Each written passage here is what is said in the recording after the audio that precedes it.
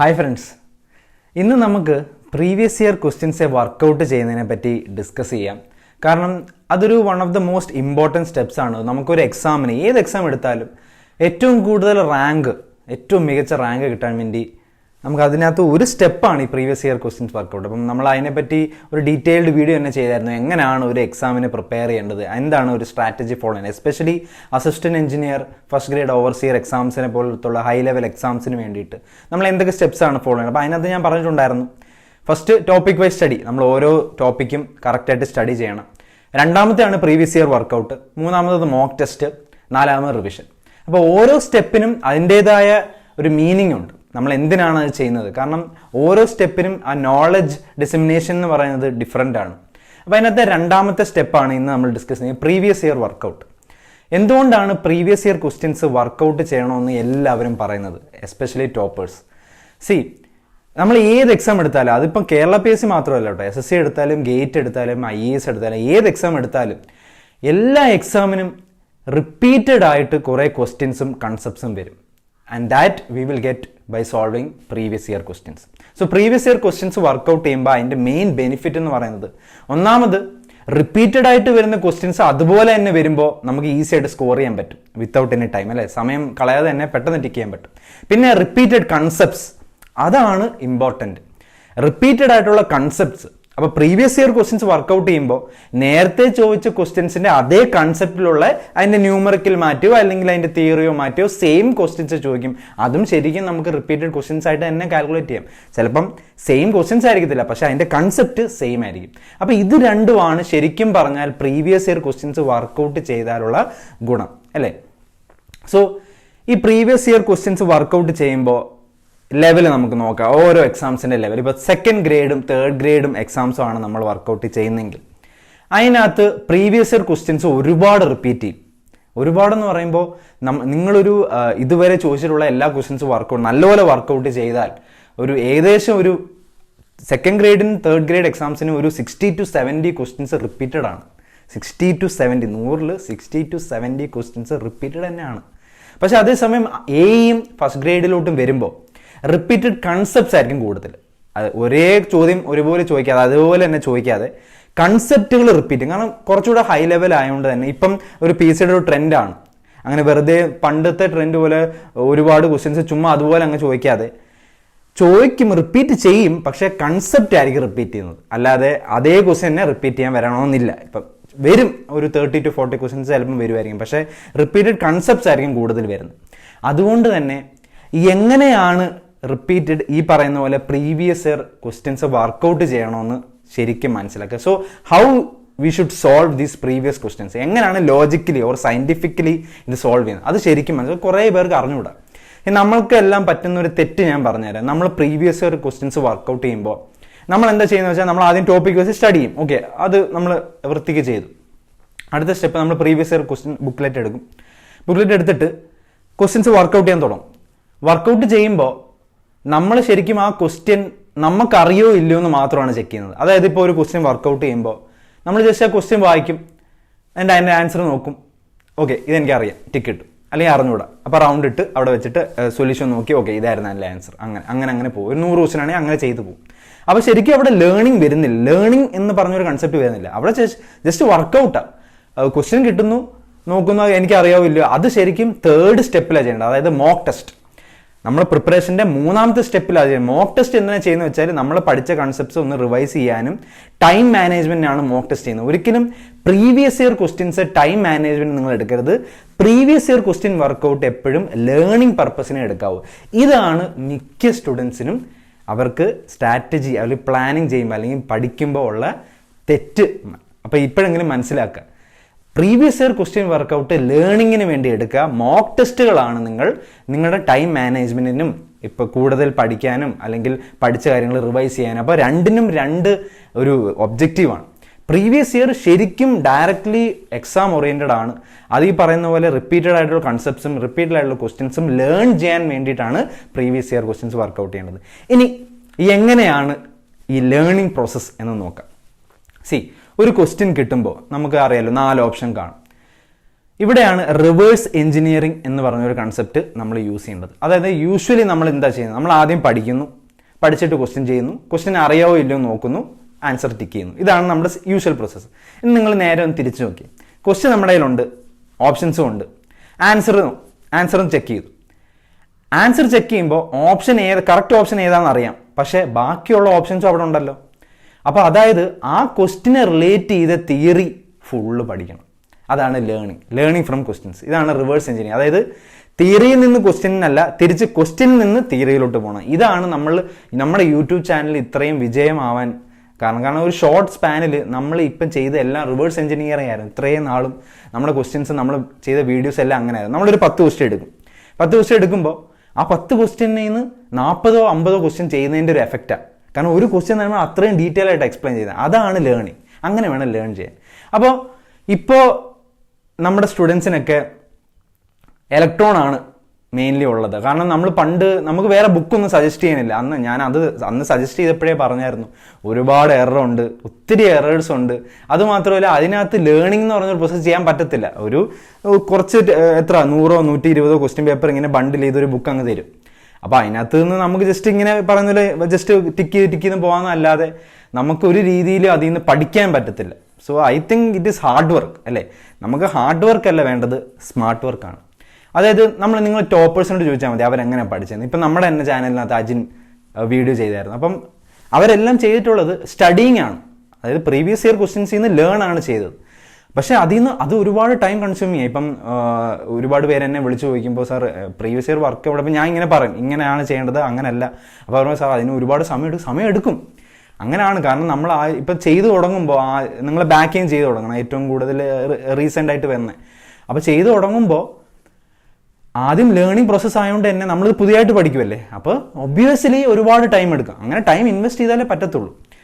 പക്ഷേ ഇപ്പോൾ റീസെൻ്റ്ലി ഒരു ബുക്ക് ഇറങ്ങി. ഞാൻ അതിനെപ്പറ്റി ഒരു റിവ്യൂ ചെയ്യണമെന്നില്ല, എനിക്ക് ഒട്ടും സമയം കിട്ടിയില്ല. ഒരുപാട് സ്റ്റുഡൻസ് എന്നോട് ചോദിച്ചായിരുന്നു. അപ്പോൾ അവരോടൊക്കെ ഞാൻ ഈ ബുക്ക് സജസ്റ്റ് ചെയ്തായിരുന്നു.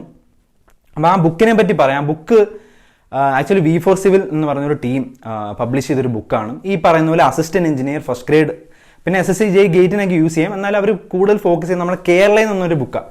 അപ്പം നല്ലൊരു ബുക്കാണ്. ഞാൻ നല്ലൊരു റിവ്യൂ ഇട്ടുണ്ട്. ഒരു കഴിഞ്ഞ 2-3 ആഴ്ചയായിട്ട് അത് റിവ്യൂ ചെയ്തുകൊണ്ടിരിക്കുകയായിരുന്നു. അപ്പോൾ ഈ assistant engineer first grade overseer ആ ഒരു ലെവൽ എക്സാംസിന് അവർ ഇതുപോലെ പ്രീവിയസ് ഇയർ ക്വസ്റ്റ്യൻസ് എടുത്തിട്ട് ഡീറ്റെയിൽഡ് ആയിട്ടുള്ള സൊല്യൂഷൻ, അതായത് നമ്മൾ ഈ പറയുന്ന റിവേഴ്സ് എഞ്ചിനീയറിംഗ് എന്ന് പറഞ്ഞൊരു കൺസെപ്റ്റ് നമുക്ക് ആ ബുക്ക് കാണുമ്പോൾ തന്നെ അറിയാം ഒരുപാട് സമയം എടുത്തിട്ടാണ് അത് ചെയ്തത്. അപ്പോൾ എനിക്ക് ആ ബുക്ക് നിങ്ങൾക്ക് ഒന്ന് പ്രസന്റ് ചെയ്യണം. കാരണം എന്ന് വെച്ചാൽ ഞാനിപ്പോൾ ഇനിയും തൊട്ട് ഇലക്ട്രോൺ അങ്ങനെ ആരോടും സജസ്റ്റ് ചെയ്യത്തില്ല. ഇപ്പം നിങ്ങൾക്ക് തന്നെ അറിയാം, ഞാൻ എൻ്റെ വീഡിയോസിൽ നിന്ന് എല്ലാ ഇലക്ട്രോണിൻ്റെ ലിങ്ക് റിമൂവ് ചെയ്തിട്ടുണ്ട്. കാരണം എന്ന് വെച്ചാൽ അതിനകത്ത് ഒരുപാട് എററുണ്ട്. നമ്മൾ പണ്ട് വീഡിയോ ചെയ്യുമ്പോൾ വേറൊരു ബുക്ക് നമുക്ക് സജസ്റ്റ് ചെയ്യാനില്ല. ഇപ്പം പക്ഷെ അങ്ങനെ നല്ലൊരു ബുക്ക് വന്നിട്ടുണ്ട്. അപ്പം ഞാൻ അതിനെപ്പറ്റി ഒന്ന് പറയാം. സോ ബുക്കിൻ്റെ പേര് Kerala PSC AE, Kerala public service commission assistant engineer. ബാക്കിയുള്ള എക്സാംസ് ഞാൻ നേരത്തെ പറഞ്ഞ പോലെ grade 1 overseer, SSC JE, RRB JE, ISR gate, അങ്ങനത്തെ ഉള്ള എക്സാംസിനെല്ലാം യൂസ്ഫുൾ ആണ്. ഏകദേശം 2600 മുകളിൽ സോൾഡ് ക്വസ്റ്റ്യൻസ് ഉണ്ട്. അപ്പോൾ അതാണ് ഇവിടുത്തെ ക്യാച്ച്. നമ്മൾ സാധാരണ ഒരു ഒബ്ജക്റ്റീവ് ബുക്കല്ല ഇത്, സോൾഡ് ആണ്. നിങ്ങൾക്ക് കാണുമ്പോൾ തന്നെ അറിയാം നല്ല ഒത്തിരി കണ്ടന്റ് ഉള്ളൊരു ബുക്കാണ്. അപ്പോൾ ഇതിൻ്റെ ഫ്രണ്ട് പേജ് നോട്ടിയാൽ ഇത് സിവിൽ എഞ്ചിനീയറിംഗ്. അതിനകത്ത് അവർ പറയുന്നത് 2005 തൊട്ട് 2020 വരെയുള്ള പ്രീവിയസ് ഇയർ ക്വസ്റ്റ്യൻസ് സോൾവ് ചെയ്ത് വെച്ചേക്കുവാണ്. ഓക്കെ, ഏകദേശം 15 വർഷത്തിൻ്റെ ക്വസ്റ്റ്യൻ പേപ്പേഴ്സ്. അതായത് AE ഫസ്റ്റ് ഗ്രേഡ് ലെവലാണ്. അപ്പോൾ അത്രയും നല്ലൊരു ഹൈ ലെവലിലാണ് ചെയ്തേക്കുന്നത്. പിന്നെ ഈ പറയുന്ന പോലെ subject wise and topic wise ആണ്. അപ്പോൾ അതും കൂടാണ് നമുക്ക് വേണ്ടത് അല്ലേ. ഓരോ സബ്ജക്ട്, അപ്പോൾ ടോപ്പിക് വൈസ് സ്റ്റഡീനകത്ത് നമുക്കത് ഉപകരിക്കാം. അതായത് സബ്ജക്ട് വൈസും തിരിച്ചിട്ടുണ്ട്, ടോപ്പിക് വൈസും തിരിച്ചിട്ടുണ്ട്. ഡീറ്റെയിൽഡ് സൊല്യൂഷൻസ് ആൻഡ് എക്സ്പ്ലനേഷൻ ആണ്. ഞാൻ അതിൻ്റെ ഇത് കാണിച്ചു തരാം. എങ്ങനെയാണ് ലേറ്റസ്റ്റ് എഡിഷൻ ആയതുകൊണ്ട് തന്നെ ലേറ്റസ്റ്റ് കോഡൽ പ്രൊവിഷൻസും latest answer key, modified answer key എല്ലാം, അതും ആൻസേഴ്സ് എല്ലാം അപ്ഡേറ്റഡ് ആയിരിക്കും. V4 സിവിൽ എന്ന് പറഞ്ഞൊരു ടീമാണ് ഇത് ചെയ്തേക്കുന്നത്. ഇവരെ ഒരു അക്കാഡമി ഒന്നുമല്ല, കോച്ചിങ് സെൻറ്റർ ഒന്നുമല്ല. ഇവർ പണ്ട് തൊട്ടേ ഈ ഫീൽഡിലുള്ളവരാണ്. ഒരുപാട് PSC റാങ്ക് ലിസ്റ്റിലൊക്കെ ഉള്ള സ്റ്റുഡൻസ് തന്നെയാണ്. അപ്പോൾ നമുക്ക് തുടങ്ങുമ്പോൾ തന്നെ അറിയാം, ഇതിനകത്ത് അവർ AEയുടെ സിലബസ് നല്ലപോലെ കാണിച്ചിട്ടുണ്ട്. എയുടെ സിലബസ് ഫുൾ കംപ്ലീറ്റ് ചെയ്തിട്ടുണ്ട്. അത് കഴിഞ്ഞിട്ട് കണ്ടൻസ് നല്ല വൃത്തിക്ക് ഇവർ കാണിച്ചിട്ടുണ്ട്. അതായത് ഓരോ ടോപ്പിക്ക് പറഞ്ഞ പോലെ topic wise, subject wise and topic wise, subject wise തിരിച്ച് അതിനകത്ത് ഏതൊക്കെ ടോപ്പിക്കാണ് വരുന്നതെന്ന് ക്ലിയർലി കാണിച്ചിട്ടുണ്ട്. അപ്പോൾ പിന്നെ ഇതിനകത്ത് ശ്രദ്ധിക്കേണ്ട ഒരു കാര്യം, ഈ പ്രീവിയസ് ഇയർ അല്ലാണ്ട് അഡീഷണൽ പ്രാക്ടീസ് ക്വസ്റ്റ്യൻസും ഇവർ കാണിച്ചിട്ടുണ്ട്. അപ്പം that is also a very good thing to be noted. അതായത് നമുക്കറിയാലോ ഇപ്പം ഒരു ട്രെൻഡ് എന്താണെന്ന് വെച്ചാൽ ഈ പ്രീവിയസ് ഇയർ ക്വസ്റ്റ്യൻസും അതിൻ്റെ റിപ്പീറ്റഡ് കൺസെപ്റ്റ്സും അല്ലാതെ പുതിയ ക്വസ്റ്റ്യൻസുകൾ ചോദിക്കാറുണ്ട്. ഇപ്പം കഴിഞ്ഞ PWD ഇറിഗേഷൻ എക്സാംസ് എഴുതിയവർക്കറിയാം, എസ്പെഷ്യലി PWD AE എക്സാം എഴുതിയവർക്കറിയാം, കുറച്ചുകൂടെ നല്ല ക്വസ്റ്റ്യൻസ് കണ്ടു, പുതിയ ക്വസ്റ്റ്യൻസ് കണ്ടു. അത് ഈ ഒരു ട്രെൻഡ് ഇപ്പം വരുന്നുണ്ട്. അതായത് SSC JE IES പിന്നെ അല്ലാതെ മറ്റ് സ്റ്റേറ്റ് PSC എക്സാംസിൻ്റെയൊക്കെ ക്വസ്റ്റ്യൻസ് കേരള PSCയിൽ ഇൻക്ലൂഡ് ചെയ്യുന്നതായിട്ട് നമുക്ക് കാണാൻ പറ്റുന്നുണ്ട്. അപ്പോൾ അതിനുവേണ്ടി ഇവർ അഡീഷണൽ പ്രാക്ടീസ് ക്വസ്റ്റ്യൻസ് ഇൻക്ലൂഡ് ചെയ്തിട്ടുണ്ട്. ഓരോ സബ്ജക്റ്റും അതിൽ വന്നേക്കുന്ന എക്സ്ട്രാ, ഈ പ്രീവിയസ് അല്ലാതെ എക്സ്ട്രാ ആയിട്ട് വന്ന ക്വസ്റ്റ്യൻസ് ഇവർ ഇൻക്ലൂഡ് ചെയ്തിട്ടുണ്ട്. അതൊരു നല്ല ഒരു ഇനിഷ്യേറ്റീവാണ്, ഒരു ആഡഡ് ബെനിഫിറ്റ് ആണ്. അപ്പോൾ നമുക്ക് പ്രീവിയസ് ഇയർ അല്ലാണ്ട് ഇങ്ങനെ കുറച്ച് ക്വസ്റ്റ്യൻസ്, എക്സ്ട്രാ ക്വസ്റ്റ്യൻസും കൂടെ നമുക്ക് വർക്കൗട്ട് ചെയ്യാൻ പറ്റും. അതും ഓരോ സബ്ജക്റ്റിൽ നിന്ന് വരുന്ന എക്സ്ട്രാ ക്വസ്റ്റ്യൻസ് അവർ ഇൻക്ലൂഡ് ചെയ്തിട്ടുണ്ട്. അതുകൂടാതെ structural dynamics and earth engineering എന്ന് പറഞ്ഞൊരു ടോപ്പിക്കും കൂടെ ഇൻക്ലൂഡ് ചെയ്തിട്ടുണ്ട്. അപ്പോൾ എക്സ്ട്രാ ടോപ്പിക്കും കൂടെ അവർ ഇൻക്ലൂഡ് ചെയ്തിട്ടുണ്ട്. അപ്പോൾ ഇതൊരു വലിയൊരു ആഡഡ് ബെനിഫിറ്റ് ആണ് ഈ ബുക്ക് വാങ്ങിച്ചാൽ നമുക്ക് കിട്ടുന്നത്. ആൻഡ് ഇനി നമുക്കിതിൻ്റെ പ്രത്യേകത നോക്കാം. ഇപ്പോൾ ഏത് ക്വസ്റ്റ്യൻ എടുത്താലും നമുക്ക് ഇവരെ എത്രത്തോളം ഡീറ്റെയിലിംഗ് ആണ് ഒരു ക്വസ്റ്റ്യനിൽ കൊടുക്കുന്നത് നമുക്ക് ക്ലിയർലി കാണാൻ പറ്റും. ഇപ്പോൾ ഫോർ എക്സാമ്പിൾ നമുക്ക് സ്ട്രെങ്ത് ഓഫ് മെറ്റീരിയൽസിൻ്റെ ഒരു ചാപ്റ്റർ എടുക്കാം. സ്ട്രെങ്ത് ഓഫ് മെറ്റീരിയൽസിനകത്ത് ഒരു ക്വസ്റ്റ്യൻ നമ്മൾ നോക്കുമ്പോൾ അതിൻ്റെ ആൻസർ വിത്ത് ഫിഗർ ആണ് അവർ കൊടുത്തിരിക്കുന്നത്. സോ അത്രയ്ക്ക് ഡീറ്റെയിലിംഗ് ആയിട്ടാണ് അവർ ചെയ്തേക്കുന്നത്. ഞാനിത് റിവ്യൂ ചെയ്തായിരുന്നു. ഞാൻ കുറേ ക്വസ്റ്റ്യൻസ് നോക്കി ഇവരെങ്ങനെയാണ് ചെയ്യുന്നത്. ഇവരെന്തായാലും നല്ല, കാരണം എന്ന് വെച്ചാൽ ഇതിൻ്റെ ഒരു അഡ്വാൻറ്റേജ് എന്ന് വെച്ചാൽ ഇവരും നമ്മുടെ കൂട്ടി ഇങ്ങനെ പ്രിപ്പയർ ചെയ്യുന്ന ആൾക്കാരായതുകൊണ്ട് ഈ സ്റ്റുഡൻസ് ഫേസ് ചെയ്യുന്ന ഡിഫിക്കൽട്ടി ഇവർക്ക് നല്ലപോലെ അറിയാം. അതുകൊണ്ട് തന്നെ ആൻസേഴ്സിൻ്റെ എക്സ്പ്ലനേഷനിലും അതുണ്ട്. എന്താണ് ഒരു സ്റ്റുഡൻറ്റിൻ്റെ ഡിഫിക്കൽട്ടി എന്ന് മനസ്സിലാക്കി തന്നെയാണ്. അതുപോലെ തന്നെ ഓപ്ഷൻസ് എല്ലാം ക്ലിയർലി എക്സ്പ്ലെയിൻ ചെയ്തിട്ടുണ്ട്. അതായത് ഇപ്പോൾ ഒരു ക്വസ്റ്റ്യനിൽ നിന്ന് വരുന്ന ഓപ്ഷൻ, ഇപ്പോൾ 4 ഓപ്ഷൻ ആണെങ്കിൽ അതെല്ലാം കവർ ചെയ്തിട്ടാണ് ഇതിനകത്ത് പറഞ്ഞിരിക്കുന്നത്. അപ്പോൾ ഈ പറഞ്ഞ പോലെ റിവേഴ്സ് എഞ്ചിനീയറിംഗ് ഇവർ ഓൾറെഡി ചെയ്ത് വെച്ചിട്ടുണ്ട്. അപ്പം നമുക്കിനി സമയം കളയേണ്ട ആവശ്യമില്ല. അതാണ് ഏറ്റവും വലിയ ക്യാച്ച് ഇതിനകത്ത്.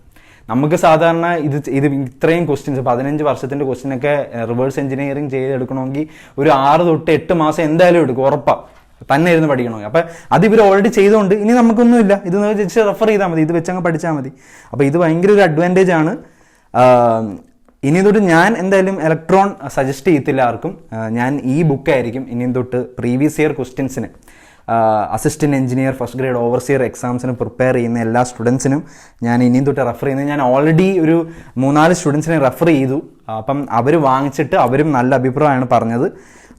അതുകൊണ്ട് എനിക്ക് ആക്ച്വലി ചെയ്യാൻ സമയം കിട്ടില്ല. എന്തായാലും ഈ സമയത്ത് ഞാൻ V4 സിവിൽ എന്ന് പറഞ്ഞൊരു ടീമിന് അവർക്ക് വലിയൊരു കൺഗ്രാറ്റ്സ്. കാരണം ഇതൊരു വലിയൊരു എഫേർട്ടാണ്. കാരണം എനിക്കറിയാം ഒരു വീഡിയോ ഉണ്ടാക്കുന്നതിൻ്റെ പാട് എനിക്കറിയാം. അപ്പം ഇത്രയും ഒരു വലിയ കണ്ടന്റ് ഉണ്ടാക്കണമെങ്കിൽ അവർ എത്ര സമയം ഇൻവെസ്റ്റ് ചെയ്യുന്നത് എനിക്ക് നല്ലപോലെ അറിയാം. ഇതിൻ്റെ ആമസോണിൻ്റെയും ഫ്ലിപ്കാർട്ടിൻ്റെയും ഇവരുടെയും V4 സിവിലിൻ്റെ സൈറ്റിൻ്റെയും ലിങ്ക് ഞാൻ ഡിസ്ക്രിപ്ഷനിൽ തരാം. ആമസോണിലൊക്കെ ബെസ്റ്റ് സെല്ലറാണ്. മീൻസ് ഒരു 3 ആഴ്ച അങ്ങോട്ട് ആയോളം തോന്നുന്നു ഇത് ഇറങ്ങിയിട്ട്. എന്നിട്ട് പെട്ടെന്ന് തന്നെ ബെസ്റ്റ് സെല്ലറായി. അപ്പം സ്റ്റുഡൻസ് എല്ലാവർക്കും ഇഷ്ടമായെന്നാണ് കരുതുന്നത്. കാരണം അത്രയ്ക്ക് സെയിൽ വരുന്നുണ്ട് ഇവർക്ക്. അപ്പം എന്തായാലും വാങ്ങിക്കാത്തവർ വാങ്ങിക്കുക. പ്രീവിയസ് ഇയർ ക്വസ്റ്റ്യൻസ് നല്ലൊരു വർക്കൗട്ട് ചെയ്യണമെന്ന് ആഗ്രഹമുള്ളവർ കേരള PSCയുടെ ക്വസ്റ്റ്യൻസ് വർക്കൗട്ട് ചെയ്യണമെന്നുള്ള, അല്ലാതെ ഒബ്ജക്റ്റീവ്സ് ഒക്കെ നമ്മൾ നേരത്തെ പറഞ്ഞിട്ടുണ്ടായിരുന്നു. IS മാസ്റ്റർ ആണെങ്കിലും IS മാസ്റ്ററൊക്കെ ഇതുപോലെ തന്നെ വളരെ മികച്ചൊരു ബുക്കാണ്.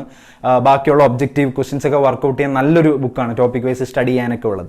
അപ്പോൾ പ്രീവിയസ് ഇയർ ക്വസ്റ്റ്യൻസിന് നല്ലൊരു ബുക്കാണ്, ബെസ്റ്റ് ബുക്കാണ്. എന്തായാലും ഐ എം ഹാപ്പി. ഈ ബുക്കിൻ്റെ ലിങ്ക് ഞാൻ ഡിസ്ക്രിപ്ഷനിലും കമൻറ്റ് ബോക്സിലും ഇട്ടേക്കാം. സ്റ്റോറിലൊക്കെ അവൈലബിൾ ആണ്, ഇനിയും അവൈലബിൾ ആയിരിക്കും സ്റ്റോഴ്സിലൊക്കെ. ഓക്കെ, സോ ഇങ്ങനെയാണ് മെയിൻലി നമ്മൾ ഒരു പ്രീവിയസ് ഇയർ. ഇനിയെങ്കിലും ആ ഒരു സ്ട്രാറ്റജി നിങ്ങൾ മറക്കരുത്. അതായത് പ്രീവിയസ് ഇയർ എന്ന് പറയുന്നത് ഒരു ലേണിംഗ് പ്രോസസ്സാണ്. അതായത് ടോപ്പിക് വൈസ് അത്രയും ബെസ്റ്റായിട്ട് പഠിച്ചിട്ട് അടുത്ത സ്റ്റെപ്പ് നമ്മൾ പ്രീവിയസ് ഇയർ ക്വസ്റ്റ്യൻ വർക്കൗട്ട് ചെയ്യുമ്പോൾ എനിക്കറിയാവോ അറിയത്തില്ലോ എന്നല്ല നിങ്ങൾ ചെക്ക് ചെയ്യേണ്ടത്. ആ ക്വസ്റ്റ്യനിൽ നിന്ന് നിങ്ങൾ ലേൺ ചെയ്യണം. കാരണം ചിലപ്പോൾ ആ കൺസെപ്റ്റ് ആയിരിക്കും റിപ്പീറ്റഡ് ആയിട്ട് ഇനി വരാൻ പോകുന്ന എക്സാംസിന് വരാൻ പോകുന്നത്. അപ്പോൾ അത് ഒരിക്കലും സ്കിപ്പ് ചെയ്യരുത്. അപ്പോൾ ഈ ഒരു കാര്യം ശരിക്കും നോട്ട് ചെയ്യുക. പലർക്കും ഇത് കറക്റ്റായിട്ട് അറിഞ്ഞുകൂടാ. അവർ എല്ലാവരും ഹാർഡ് വർക്കാണ് ചെയ്യുന്നത്, ആരും സ്മാർട്ട് വർക്ക് ചെയ്യുന്നില്ല. ഇങ്ങനെയാണ് ശരിക്കും സ്മാർട്ട് വർക്ക് ചെയ്യേണ്ടത്. ലോജിക്ക് നമ്മൾ ഒരുപാട് എഫേർട്ട് ഇട്ട് കാര്യമില്ല, നമ്മൾ ഇടുന്ന എഫേർട്ട് കറക്റ്റ് ആണോ എന്ന് എപ്പോഴും ചെക്ക് ചെയ്യണം, എന്നിട്ട് വേണം ക്വസ്റ്റ്യൻസ് ഒക്കെ അറ്റംപ്റ്റ് ചെയ്യാനുള്ളൂ. അപ്പോൾ ഈ ഒരു കാര്യം മനസ്സിൽ വെച്ചേക്കാം. നിങ്ങൾക്ക് എന്തെങ്കിലും സജഷൻസോ ബുദ്ധിമുട്ടോ ഉണ്ടെങ്കിൽ കമൻറ്റ് ബോക്സിൽ ഇടുക. ഓക്കെ ഫ്രണ്ട്സ്, സോ അടുത്ത വീഡിയോയിൽ കാണുന്നവരെ ഗുഡ് ബൈ.